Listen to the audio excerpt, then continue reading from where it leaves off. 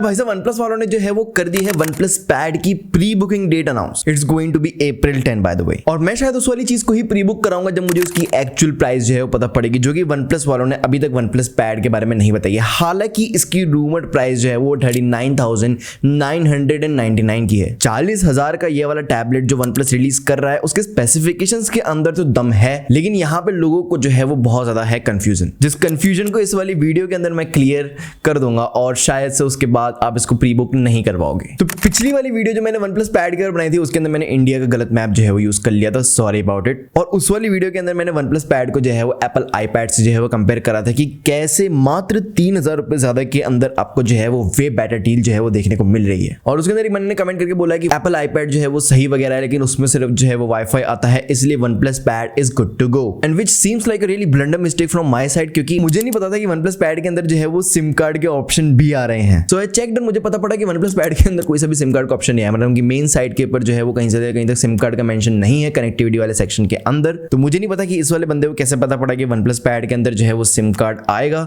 हालांकि कुछ साइट्स के ऊपर जो है वो पता पड़ रहा है कि OnePlus पैड के अंदर सिम कार्ड आएगा या नहीं आएगा, लेकिन ऑफिशियली जो है वो OnePlus ने कुछ भी कंफर्म नहीं करा है। उनकी वेबसाइट पे जो स्पेसिफिकेशन है उसके अंदर भी जो है वो सिम कार्ड नहीं है, और इसकी लीक्स इमेजेस और वीडियोस वगैरह आई हैं उसके अंदर मुझे कहीं से लेकर कहीं तक कोई सा भी सिम कार्ड स्लॉट नहीं दिख रहा है। एंड सेकेंडली इसकी जो डिस्प्ले है इसके अंदर 144 हर्ट्ज देखने को मिल रहा है और बहुत ज्यादा बड़ी डिस्प्ले है और बहुत ज्यादा अच्छी डिस्प्ले है, बट वो एक LCD पैनल है, it's not an AMOLED panel. अब मैं ये नहीं बोल रहा कि iPad के अंदर जो है वो आपको OLED डिस्प्ले देखने को मिल रही है, उसके अंदर जो है वो LCD डिस्प्ले ही आती है, बट जो OLED डिस्प्ले वाले टैबलेट्स होते हैं वो ऑब्वियसली बहुत ज्यादा महंगे होते हैं। आपको OLED डिस्प्ले वाला टैबलेट इस वाली रेंज के अंदर जो है वो Samsung Galaxy S8 टैबलेट जो है वो देखने को मिलता है, जो कि लगभग 15 से 20,000 रुपए ज्यादा महंगा है। वो जो 58,000 रुपीज समथिंग का है एज कंपेयर टू OnePlus का पैड, जो कि आपको 40,000 रुपीज समथिंग का ही मिलता है। बट ऑब्वियसली वो Samsung की डिस्प्ले है वो बिल्कुल सुपीरियर होती है, बिल्कुल बहुत ज्यादा शानदार होती है, और आप एक टैबलेट लेते हो उसकी स्क्रीन को देखने के लिए पूरे के पूरे टाइम। तो मेरे ख्याल से ये वाली प्राइस जो है वो जायज है। Samsung Galaxy S8 टैबलेट के अंदर जो है वो आपको Snapdragon 8 जनरेशन 1 प्रोसेसर जो है वो देखने को मिलता है, जो कि अगर मैं डायरेक्टली कंपेयर करूं जो कि आपको OnePlus पैड के अंदर Dimensity 9000 देखने को मिलता है, तो ये जो है वो एक दूसरे को काफी ज्यादा भयंकर वाली टक्कर जो है वो देते हैं। तो यहाँ पे Samsung का टैबलेट क्यों ज्यादा सुपीरियर है OnePlus पैड से? First of all it has a really nice display. Secondly उन लोगों ने स्टाइलस वगैरह पे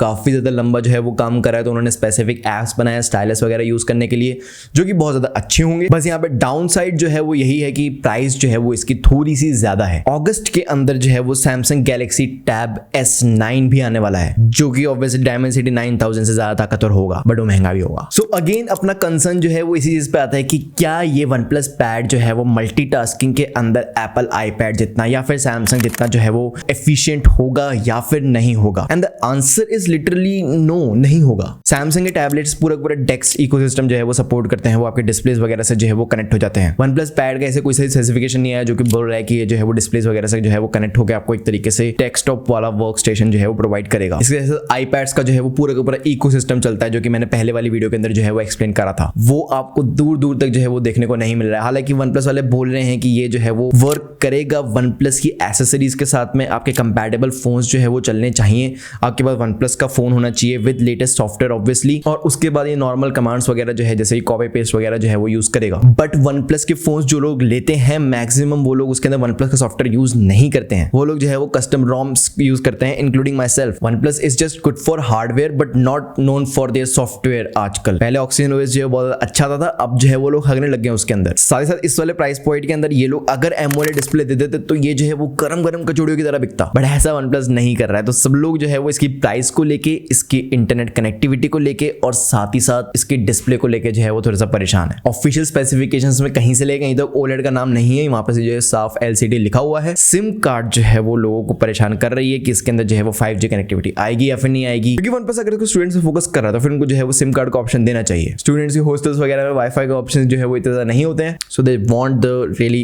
रिलायबल इंटरनेट कनेक्टिविटी। बात इसकी प्राइस की, तो कुछ लोग बोल रहे हैं कि इसकी प्राइस जो है वो 30 से 35,000 के बीच में भी रहने वाली है। 40,000 जो है वो अपफ्रंट प्राइस होगी, लेकिन उसके बाद जो है सेल्स वगैरह आएंगी, थोड़े बहुत डिस्काउंट्स वगैरह लगेंगे और ये जो है वो 30 से 35,000 में जो है वो अवेलेबल होगा। इसलिए प्री बुक वगैरह करा लो, किसी बात की कोई भी टेंशन नहीं है। बट वेट अ मिनट, जब तक ऑफिशियल प्राइसेस जो है वो बाहर ना आ जाए इसको प्री बुक मत करवाना। एक बार ऑफिशियल प्राइसेस बाहर आ जाए, आप जो है वो अपने वेज जो है वो कंफर्म कर लो, आप जो है वो सॉफ्टवेयर जो है वो देख लो कि आप जो है वो कौन सा सॉफ्टवेयर जो है यूज करोगे ऑन अ मैक्सिमम बेसिस, और आप क्या काम करते हो। क्या iPad OS के अंदर आपको वो वाले एप्स जो हैं वो ज़्यादा अच्छी तरीके से मिल रहे हैं जो काम आप जो है वो स्पेसिफिकली करते हो, क्योंकि कुछ एप्स ऐसे हैं जो कि लिटरली एंड्रॉयड इकोसिस्टम में से मिसिंग हैं जो कि आपको iPad OS पे देखने को मिल रहे हैं। आई होप आपको वीडियो पसंद आई हो। लाइक करने इस वाले वीडियो को, सब्सक्राइब करना। This mister Sunny of ji.